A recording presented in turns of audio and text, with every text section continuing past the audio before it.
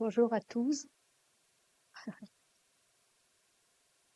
Jugement et grâce, c'est notre troisième message sur Amos. Nous avons déjà exploré les chapitres 1 à 6 du livre d'Amos. En juin, les chapitres 1 et 2 qui ont évalué les péchés des nations, puis ceux du peuple d'Israël. En août, dans les chapitres 3 à 6, Dieu, le lion qui rugit, choisit son peuple, mais son peuple choisit de désobéir. Dieu l'appelle à la repentance et lui offre le pardon. Ce dimanche, nous allons voir ensemble dans les chapitres 7 à 9 le jugement et la grâce de Dieu. Nous le verrons d'abord dans les visions, ensuite dans l'appel à chercher Dieu et enfin dans le message de salut porteur d'espoir pour son peuple et pour l'Église du 1er comme du 21e siècle. D'abord les visions. La troisième grande partie du livre, les chapitres 7 à 9, s'articule autour de 5 courts récits de visions.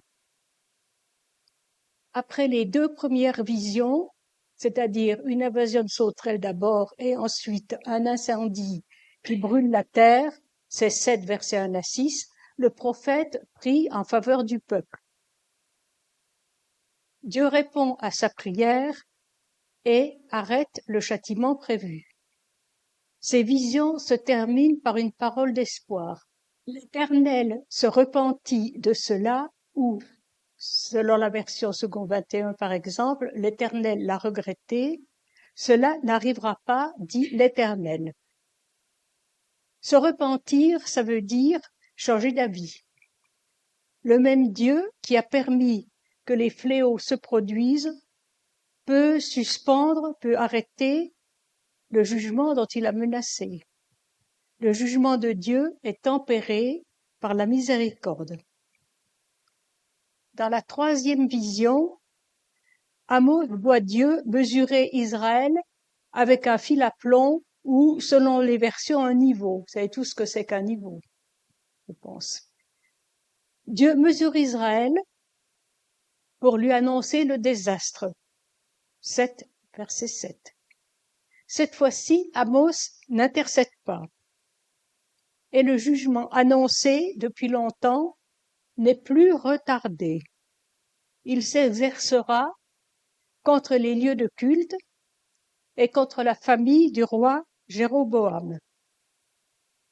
Et entre la troisième et la quatrième vision, nous avons la confrontation entre Amos et Amatsia, le prêtre de Béthel.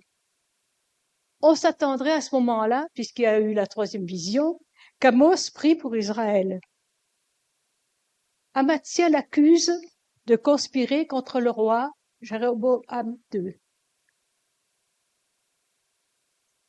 Il dit, Jéroboam mourra par l'épée et Israël sera exilé loin de son pays, 7 ans à 12. Alors Amatsia, en colère, le renvoie en Juda pour qu'il y exerce son métier de prophète. Va-t'en, fuis dans le pays de Juda, mange-y ton pain, et là tu prophétiseras. Mais ne continue pas à prophétiser à Béthel. Amos le dit bien, l'explique, il n'est pas prophète, de métier.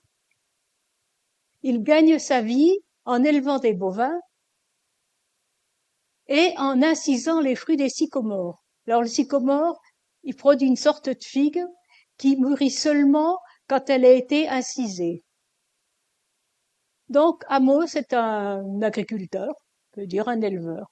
Il a été appelé par Dieu et il a justement quelque chose à dire de la part de Dieu à Amatsia. C'est ça prophétiser. Alors il dit, en gros, le prêtre de Béthel mourra, sa femme se prostituera, et ses terres seront mesurées, 7 à 9, pour être vendues lors de l'exil d'Israël. On peut se demander pourquoi ce jugement prophétisé, bien sûr, sur le prêtre. Jugement somme toute assez semblable au jugement qui va bientôt tomber sur le peuple d'Israël.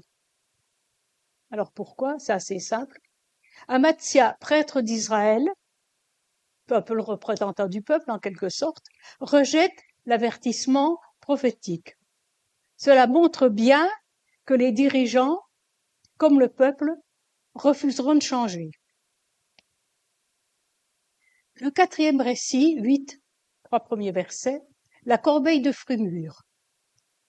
Le 4e récit annonce qu'Israël est mûr pour le châtiment. Pourquoi cette maturité?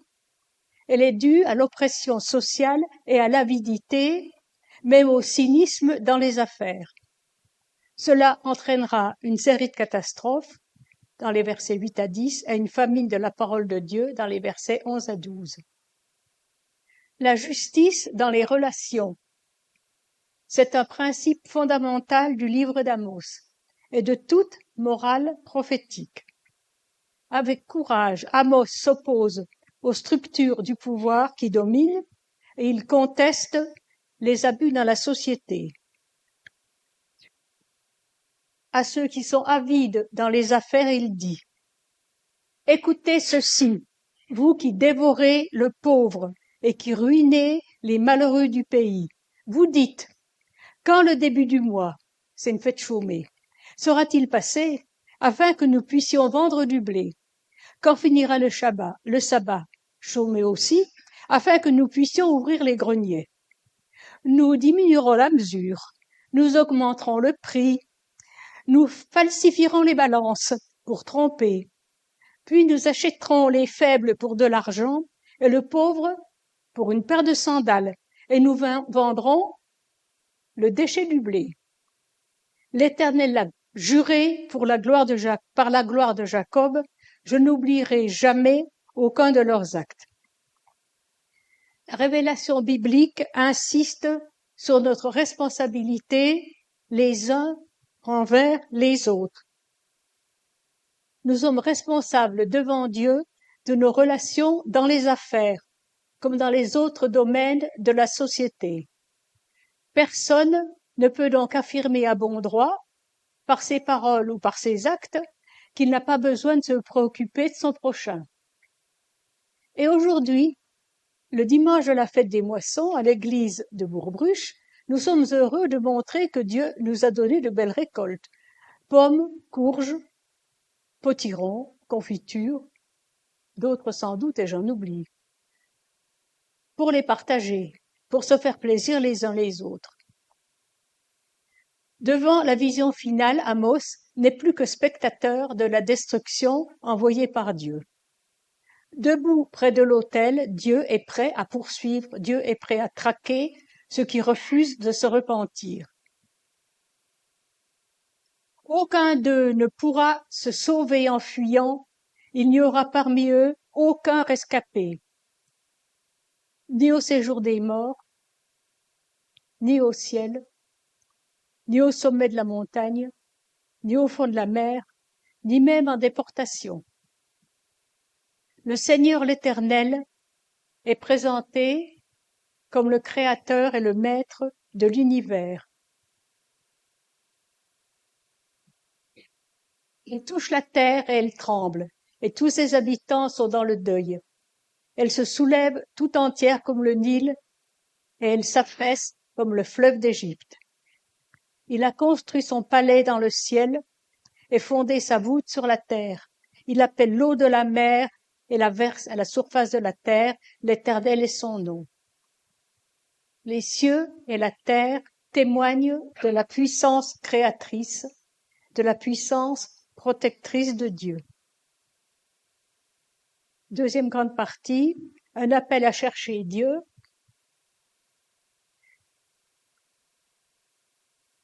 Dès le chapitre 5, Amos annonçait un appel à la repentance. Dieu pourrait changer d'avis à propos de la destruction d'Israël. Appel à la repentance. Cherchez-moi et vous vivrez. Cherchez l'Éternel et vous vivrez. Cherchez le bien et non le mal afin que vous viviez. Amos appelle le peuple d'Israël à se convertir. Il l'appelle à changer de direction.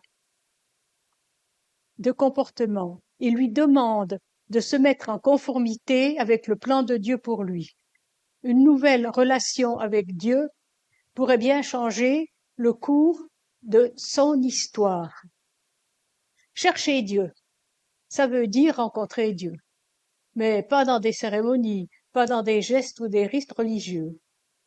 Chercher Dieu, c'est rencontrer le Dieu qui s'est révélé à Moïse au buisson ardent dans le désert du Sinaï et qui lui a donné son alliance. C'est Exode 3, verset 2, la rencontre. Chercher Dieu, c'est réaffirmer l'alliance avec Dieu conclue au Sinaï. C'est un contrat réciproque entre Dieu et son peuple. Voilà le contrat, résumé. Maintenant donc, si vous obéissez à ma voix et si vous gardez mon alliance, vous m'appartiendrez parmi tous les peuples, car toute la terre est à moi, et vous serez un royaume de sacrificateurs et une nation sainte. Exode 19, qui a été cité plus tard par Pierre dans 1 Pierre 2, verset 9. Un message rédempteur pour tous les peuples. Les circonstances sont catastrophiques. L'armée assyrienne approche. Pourtant, Amos proclame la justice et la droiture de Dieu. Face à la destruction qui arrive vite du royaume du Nord, elle a eu lieu en 722, Amos affirme la grâce rédemptrice de Dieu. Et pour Amos, la souveraineté de Dieu ne se limite pas seulement à Israël. Elle s'étend au monde entier, selon une éthique universelle valable pour toute l'humanité. Dieu est le défenseur des lois morales universelles pour le monde entier. Il n'est pas simplement, le législateur du peuple d'Israël. Le rôle d'Israël, c'est de témoigner de Dieu qui proclame sa justice en parole et en acte. Et Amos met l'accent sur l'origine universelle des humains. N'êtes-vous pas, pour moi, comme des Éthiopiens israélites, déclare l'Éternel. N'ai-je pas fait sortir Israël d'Égypte, comme j'ai fait sortir les Philistins de Caphtor, c'est Chypre, et les Syriens de Kyr, leur ville d'origine. Le Seigneur n'est pas seulement responsable d'Israël, mais aussi des Philistins, des Syriens et de tous les autres peuples. Le Seigneur est le Seigneur de tous, et pas seulement d'une seule nation, race ou groupe culturel. Et les migrations des nations, c'est le résultat de l'œuvre souveraine de Dieu. On peut le lire dans Deutéronome 2, versets 19 à 23, et dans Amos 1, verset 5. Un modèle éthique à expérimenter avec Dieu. Ce modèle éthique universel n'est pourtant pas applicable tel quel à toutes les époques. Les clés pour comprendre que la Bible, dans son ensemble, et Amos en particulier, sont pertinents pour le XXIe siècle, c'est une connaissance de Dieu personnelle et expérimentale, c'est-à-dire pratiquée dans des expériences, dans la vie pratique avec Dieu. À une époque où les différences entre les races et les nations sont mises en pointe, on ferait bien de réaffirmer l'insistance de la Bible. Il n'y a qu'un seul Dieu, le Seigneur, et tous les humains partagent le lien d'une origine commune en Dieu. À une époque où les relations humaines sont fragmentées, nous ferions bien de renouer avec les liens universels qui unissent tous les hommes. Pouvons-nous rejeter celui ou celle que Dieu accueille? Notre vision est-elle si myope que nous ne pouvons voir que nous-mêmes et ceux qui nous ressemblent comme les objets de la préoccupation divine? Le Seigneur pourrait-il nous dire à nous, comme au peuple d'Israël de la génération d'Amos: n'êtes-vous pas comme les Africains, les Asiatiques, les Ukrainiens ou les Mexicains, vous, les chrétiens de Bourg-Bruche?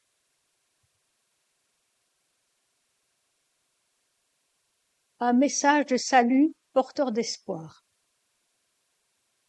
Menace de jugement, espoir de miséricorde. Israël avait rejeté la loi du Seigneur. Amos cherche à le ramener à une vie d'obéissance. Les fautes personnelles. Les violations de l'alliance découlent principalement de la déviation religieuse ou de la désobéissance à la volonté révélée de Dieu pour la vie personnelle et la vie communautaire. L'appel du prophète à la repentance contient à la fois la menace du jugement et l'offre de la miséricorde. La relation privilégiée de Dieu avec le peuple d'Israël n'empêche en aucune façon sa décision de le juger. Le Seigneur l'Éternel a les yeux sur le royaume coupable. Je le détruirai de la surface de la terre. Mais le jugement ne sera pas absolu. Toutefois, ce n'est pas entièrement que je détruirai la famille de Jacob, déclare l'Éternel. L'image du tamis à grains, chapitre 9, verset 9, aide à comprendre qu'il y aura un tri. Le jugement est inévitable sur tous les pécheurs de mon peuple, mais la grâce est prévue, la grâce est possible. Le jugement viendra sur les pécheurs du peuple de Dieu, mais quelques-uns seront épargnés. Promesse de restauration. Le verset 11 introduit la promesse de restauration. Les malédictions de l'alliance seront remplacées par des bénédictions. Deutéronome 30, versets 1 à 3. Dieu promet de rétablir le royaume de Dieu. Ce jour-là, je relèverai de sa chute la cabane de David, je réparerai ses brèches, je redresserai ses ruines, et je la reconstruirai comme elle était autrefois. Verset 11.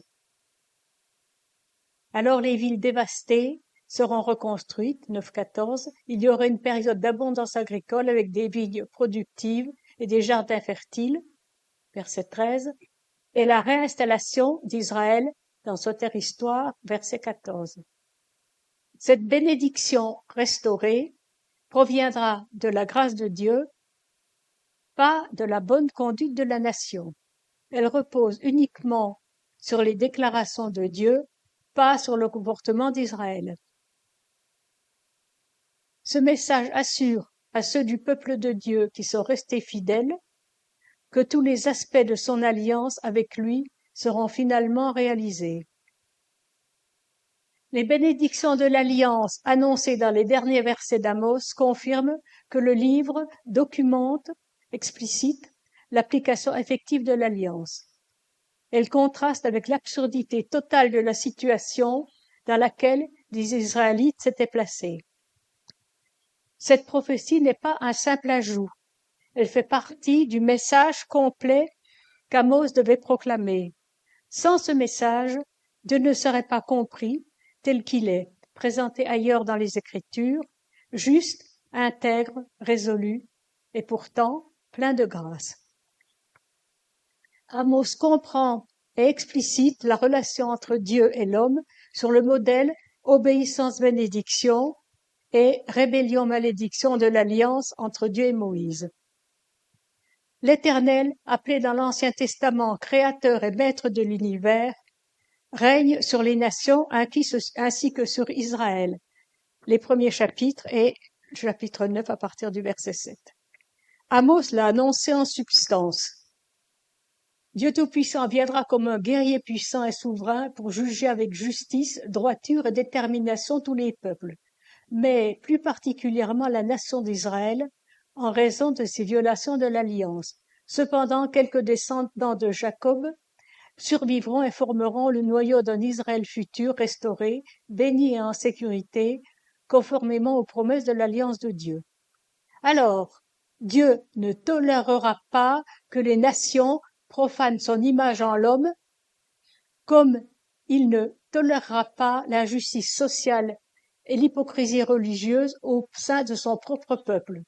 Cependant, il accorde souverainement sa bénédiction à un reste de ceux qu'il a choisis. Il impose des exigences à ses disciples, mais ces exigences ne sont ni dures ni arbitraires. Elles sont fondées sur une loyauté constante envers le vrai Dieu et sur un traitement juste et éthique de ceux qui nous entourent. Païens et juifs, dans la nouvelle Église chrétienne, Amos 9, 11 et 12, et la conférence de l'Église de Jérusalem, acte 15. on saute quelques siècles. Après la Pentecôte, lors de la conférence de l'Église de Jérusalem, il s'agissait de décider si les païens non juifs pouvaient être admis dans l'Église sans se soumettre à toute la loi juive, en particulier à la circoncision. Je vous rappelle que l'Église de Jérusalem était composée uniquement de juifs convertis. Jacques écoute d'abord Pierre à propos de l'esprit donné aux païens comme aux juifs à la Pentecôte, puis Paul et Barnabas qui témoignent de la mission universelle de l'Église étendue aux païens. Il commente la prophétie d'Amos pour en faire le point d'appui de sa décision.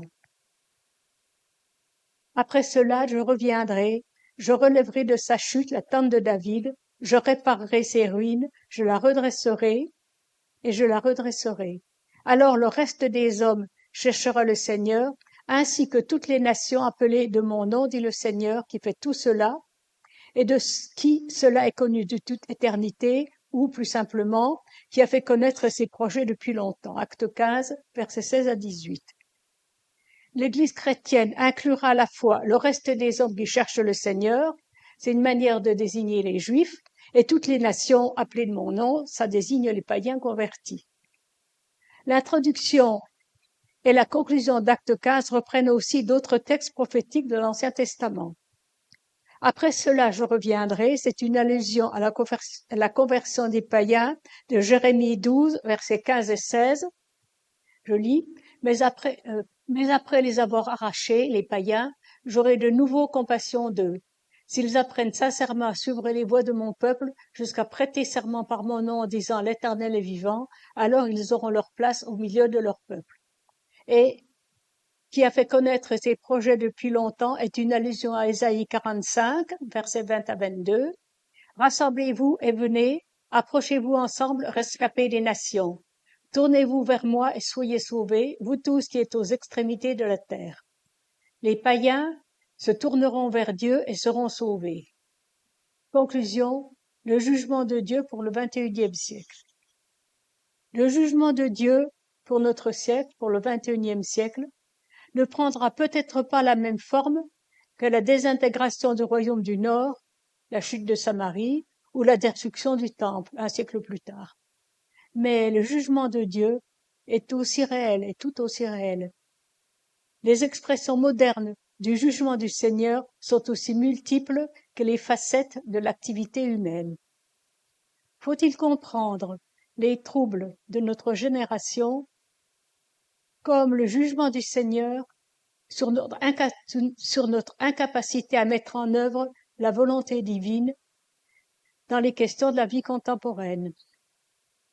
À une époque où les relations humaines sont brisées, sont fragmentées, il est impératif de retrouver l'insistance d'Amos sur la réalité sociale de l'homme, sur la responsabilité des uns envers les autres et sur la qualité de justice qui caractérise toutes les relations humaines. La repentance, la réforme et le renouveau, selon les modèles de la révélation biblique, sont les seules réponses légitimes, sont les réponses légitimement rédemptrices et reconstructrices que l'Église puisse apporter à ce jugement moderne. Amen.